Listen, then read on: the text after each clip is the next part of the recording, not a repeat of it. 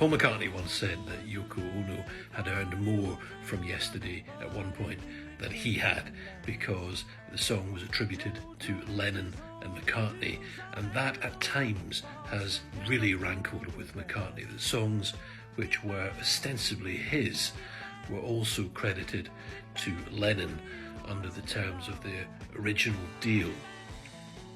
So in his new book, The Lyrics, McCartney has taken the opportunity to reverse the songwriting credit for some of the songs where he believes his contribution was notably greater than Lennon's.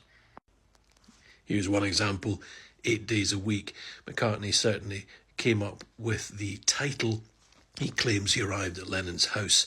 It was something which his driver had said, and McCartney seized upon it, and they both worked on the song.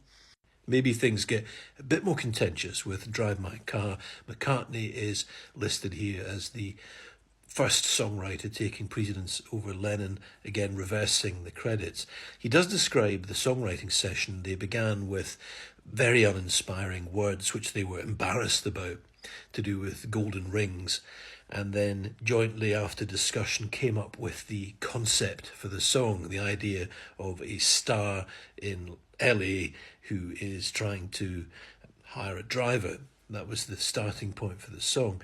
So to what extent Lennon shaped that concept, we don't know. McCartney certainly had the tune, we believe, we understand. He had the melody, and then they worked on it together. Either way, McCartney takes first credit here.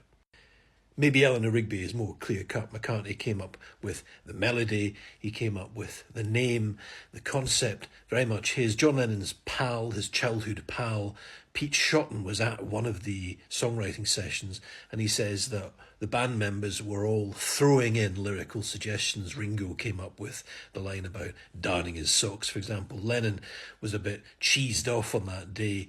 He felt a little bit left out of proceedings and walked off in a huff, according to Shotton. Interestingly, McCartney doesn't mention in his book the idea that the others collaborated with him on the lyric. He talks about having developed the lyric himself. So is the book about score settling to some extent. There are some barbed criticisms of Lennon here. McCartney says, John never had anything like my interest in literature. There is the occasional barb of that sort. He also includes Give Ireland Back to the Irish, perhaps an attempt to show that he too could write political songs.